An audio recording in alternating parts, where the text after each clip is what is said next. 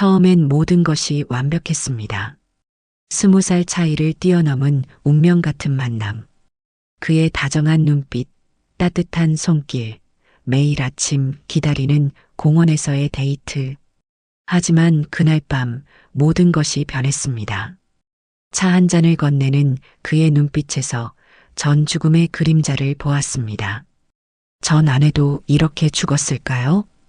강남 건물주 정혜숙의 실화를 바탕으로 한 충격적인 연쇄살인마와의 위험한 사랑.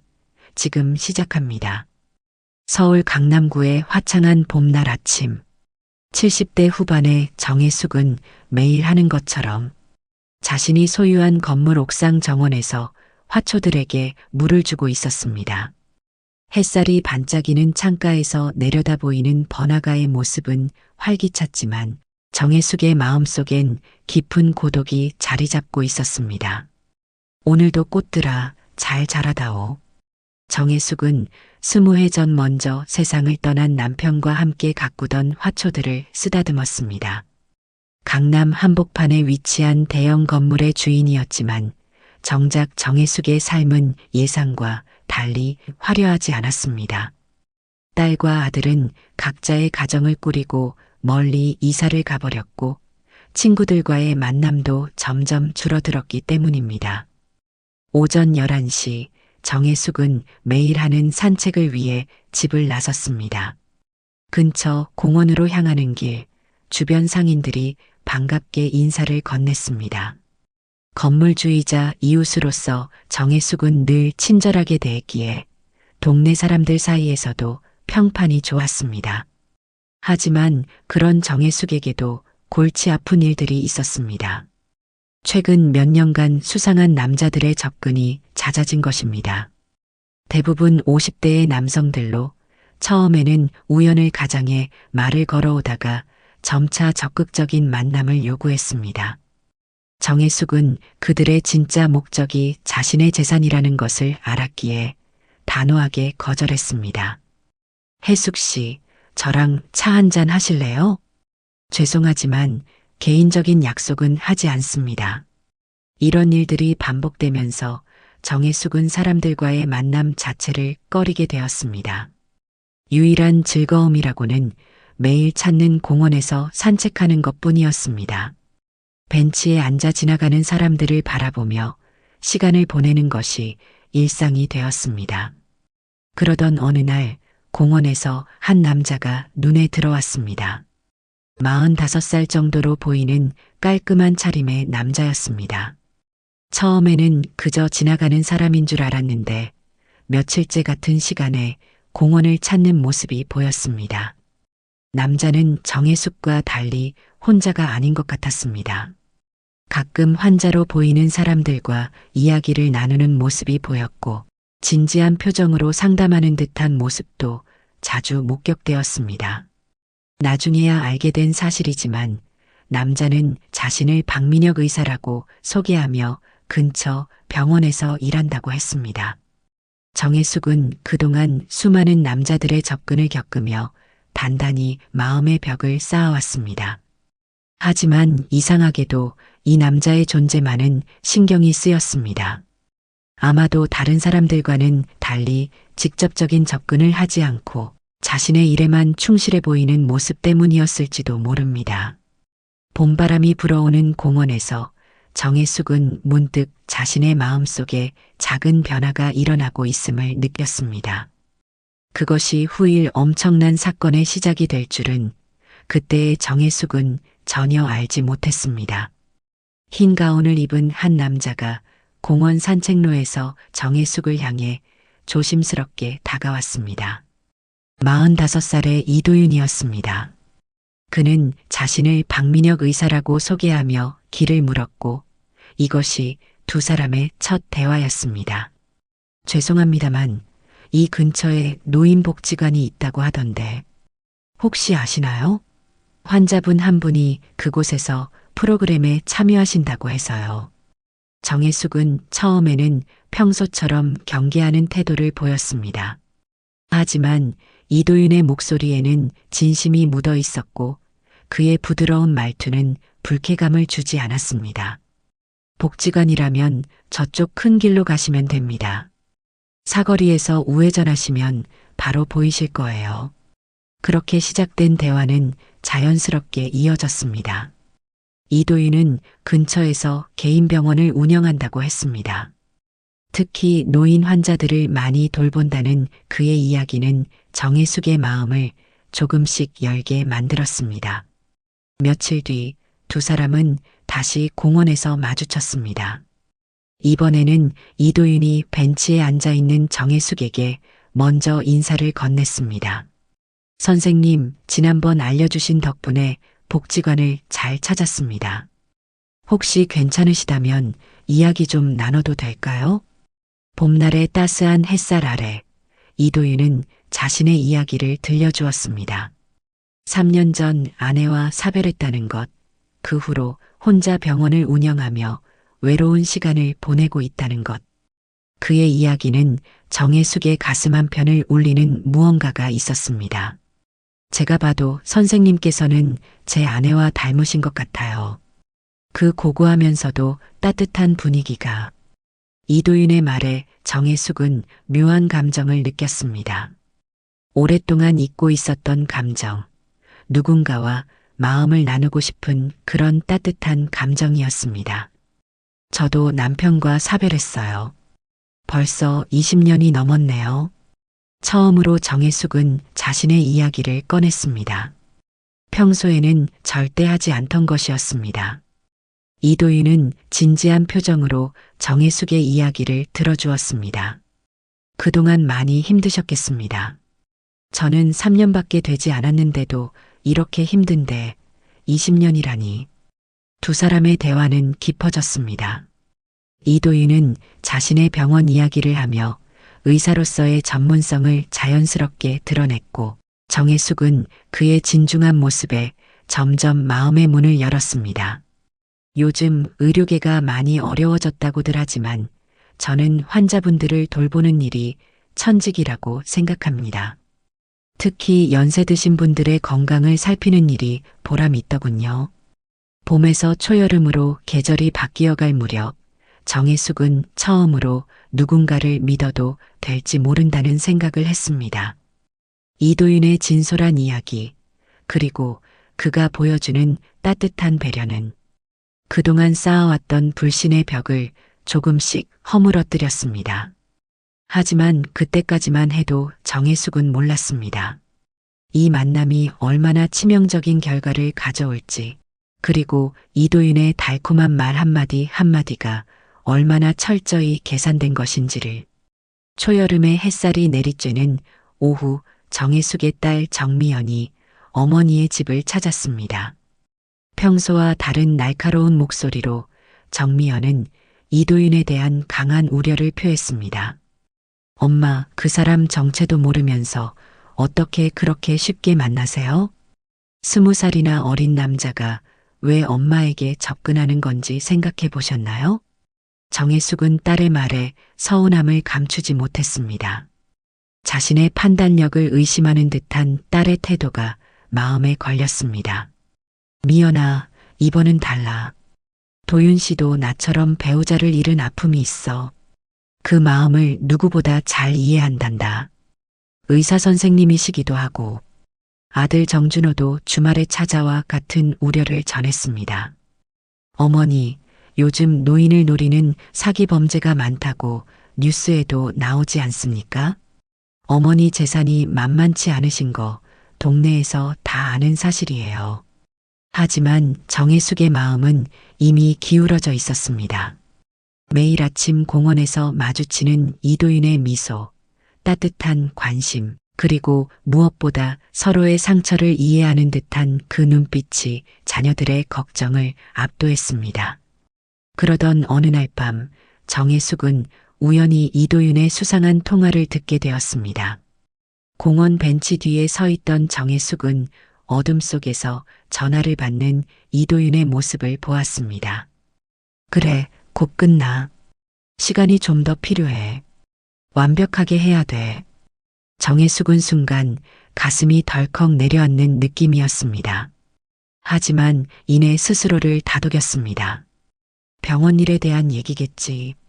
내가 너무 예민한 걸까? 이도윤의 과거에 대해 물으면 그는 늘 아내 이야기를 꺼내며 슬픈 표정을 지었습니다. 하지만 구체적인 이야기는 피했고 그저 너무 아픈 기억이라 말하기가 힘들다는 말로 대화를 돌렸습니다. 카페에서 데이트를 할 때면 이도희는 늘 자리를 등지고 앉았고 누군가와 마주치지 않으려 조심하는 듯한 모습도 보였습니다. 정혜숙은 이런 작은 특징들을 눈치챘지만 그때마다 이도희는 환자들의 사생활을 보호하기 위해서라며 그럴듯한 변명을 늘어놓았습니다. 여름의 끝자락, 이도희는 점점 더 적극적으로 정혜숙에게 다가왔습니다. 공원 산책은 카페 데이트로 이어졌고 때로는 근교 드라이브를 제안하기도 했습니다. 그의 다정한 말투와 세심한 배려는 정혜숙의 마음을 더욱 설레게 만들었습니다. 하지만 그 이면에는 이상한 낌새들이 숨어 있었습니다. 가끔 이도윤의 지갑에서 다른 신분증이 살짝 보였다가 사라지는 순간들, 병원 주소를 물어도 얼버무리며 넘어가는 대답들, 그리고 밤늦게 누군가와 나누는 은밀한 통화들. 이런 수상한 징후들은 마치 폭풍전야의 고요처럼 조용히 쌓여가고 있었습니다. 정혜숙의 심장 한구석에서는 작은 경고음이 울리고 있었지만 사랑이란 감정은 그 소리를 지워버리기에 충분했습니다. 늦여름의 저녁, 이도윤은 정혜숙을 위해 특별한 이벤트를 준비했습니다.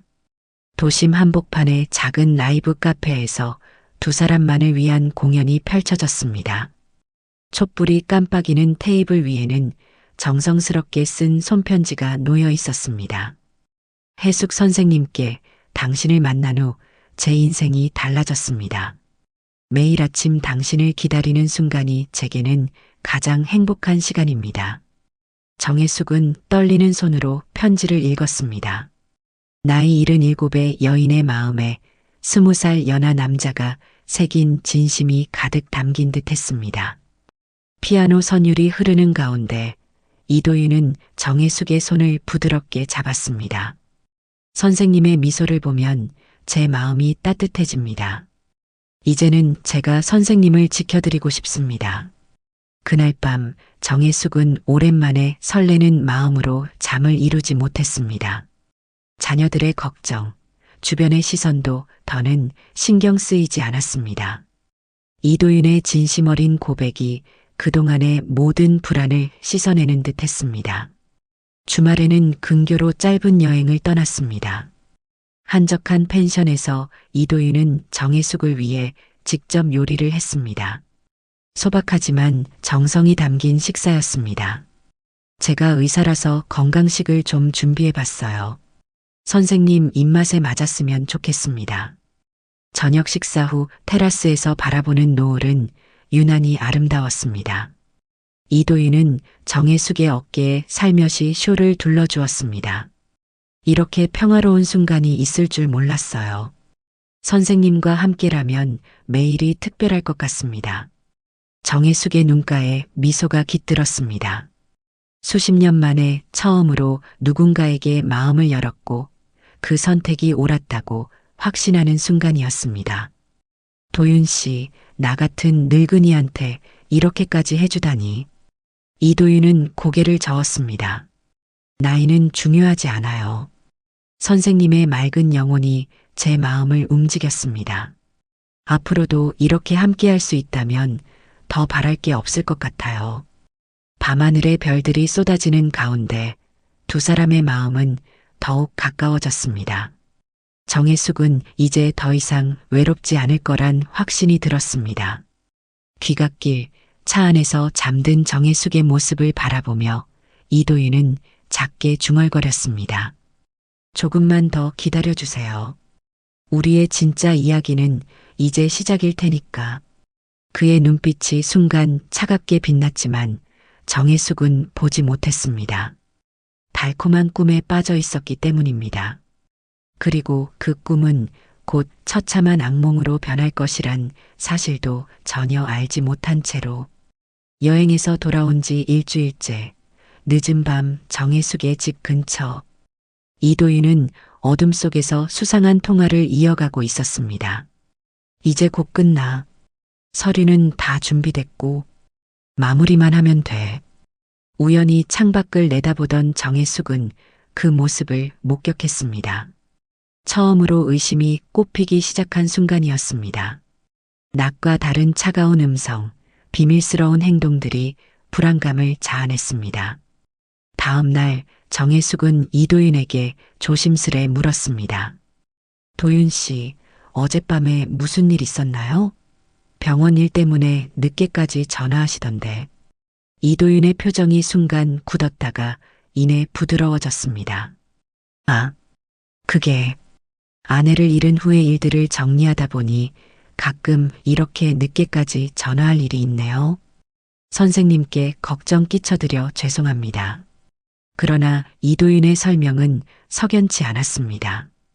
정혜숙은 인터넷 검색을 시작했고 충격적인 기사를 발견했습니다. 3년 전 발생한 의문의 아내 사망 사건, 남편 이도윤 구속 후 석방, 보험금 수령 의혹. 떨리는 손으로 기사를 읽어내려가던 정혜숙의 얼굴이 창백해졌습니다.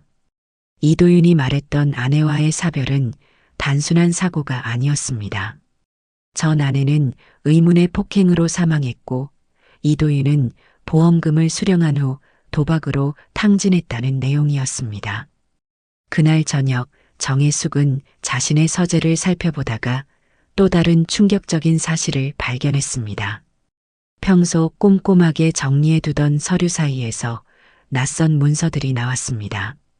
대출 신청서, 재산명의 변경 서류, 그리고 자신의 도장이 찍혀 있는 위조된 서명들. 이게 무슨 일이지? 정혜숙의 손이 떨렸습니다. 그동안의 달콤했던 순간들이 모두 거짓이었다는 사실이 서서히 밀려왔습니다.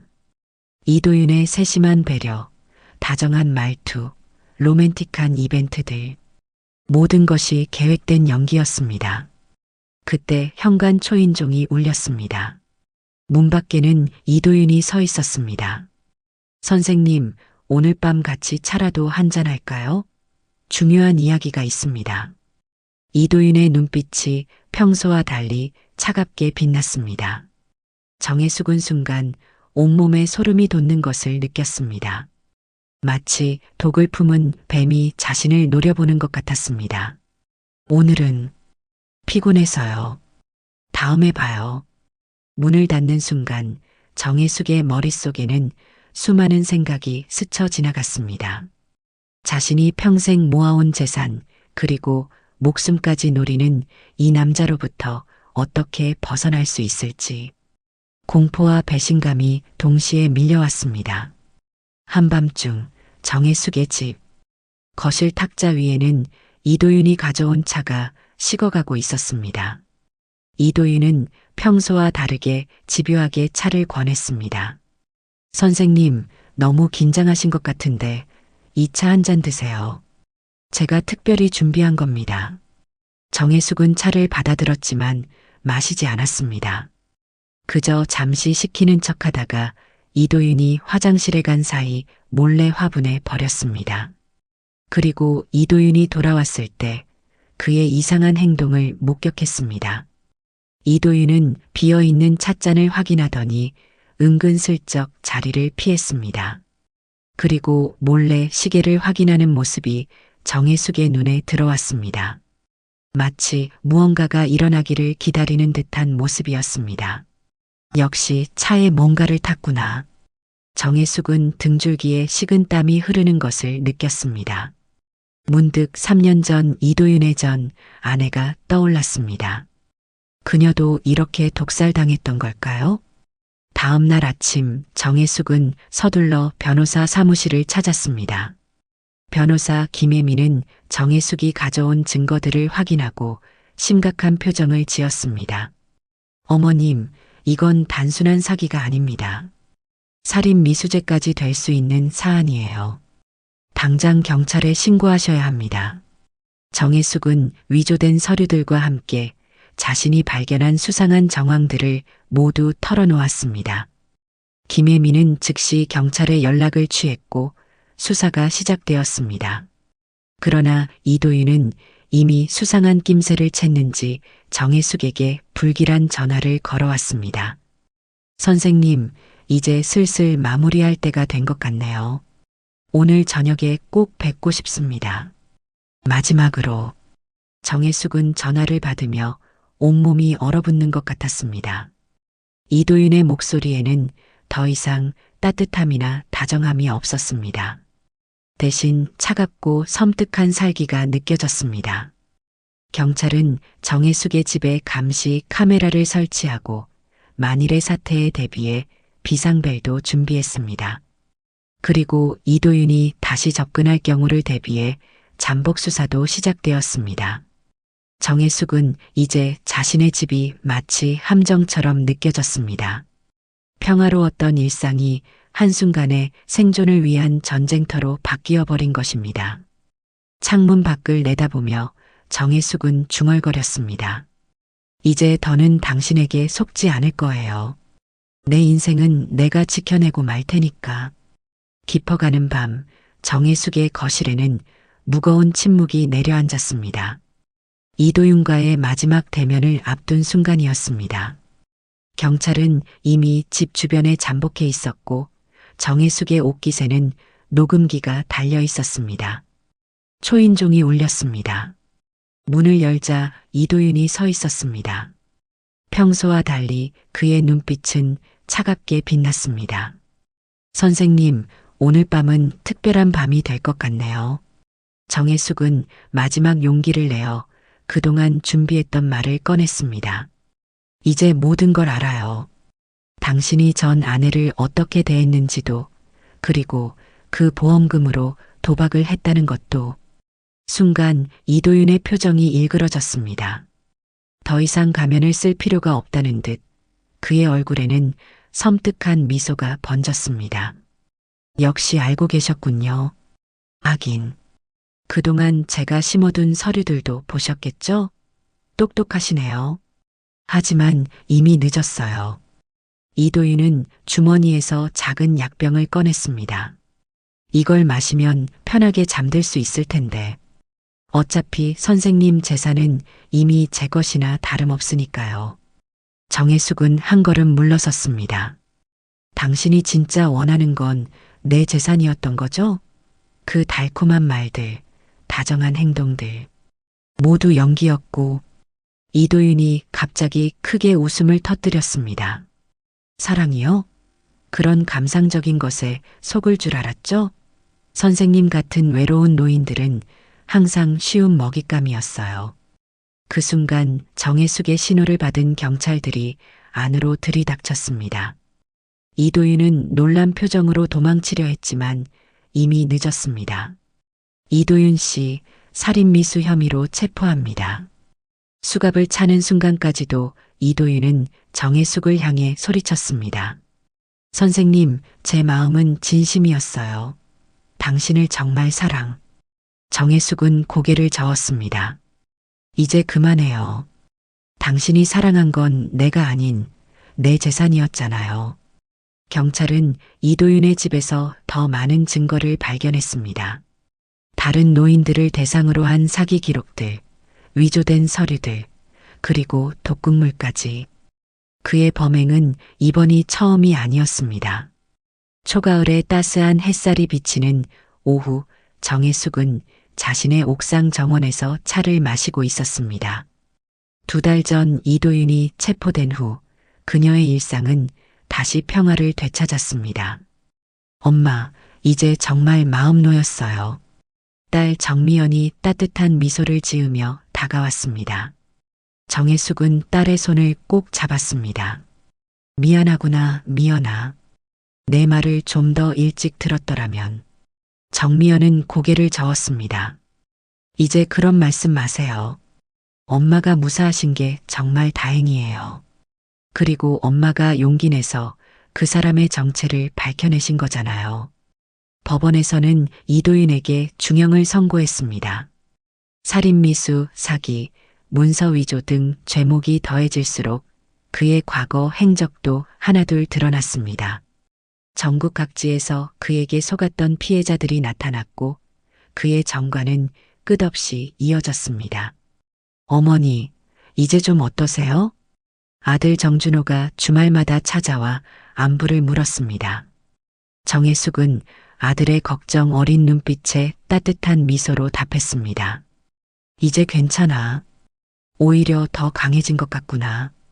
누군가를 의지하려 했던 내가 부끄러웠는데 이제는 내 삶을 스스로 지켜낼 수 있다는 자신감이 생겼어. 옥상 정원의 화초들이 바람에 살랑거렸습니다.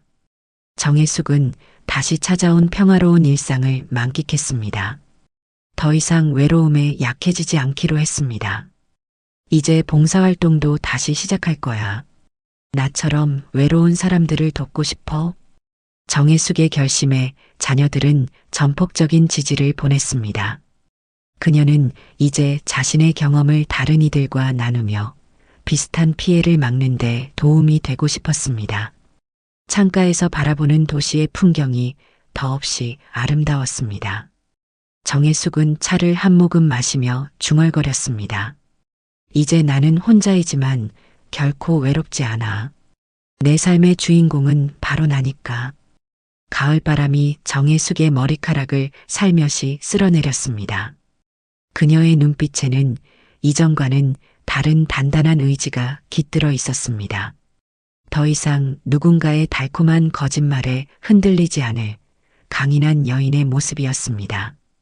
여러분은 혹시 주변에 정혜숙 님처럼 외로움을 느끼시는 부모님이나 이웃이 계신가요? 요즘처럼 각박한 세상에서 누군가의 따뜻한 관심은 분명 소중한 것이겠지만 그 이면에 숨겨진 의도까지 꼭 살펴봐야 할 것 같습니다.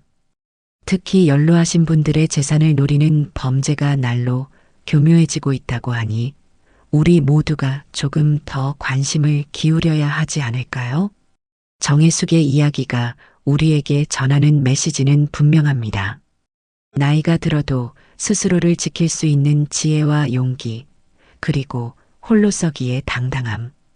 이것이야말로 진정한 황혼의 아름다움이 아닐까요? 여러분의 이야기도 들려주세요. 소중한 분들을 지키기 위해 우리가 할 수 있는 일은 무엇일까요?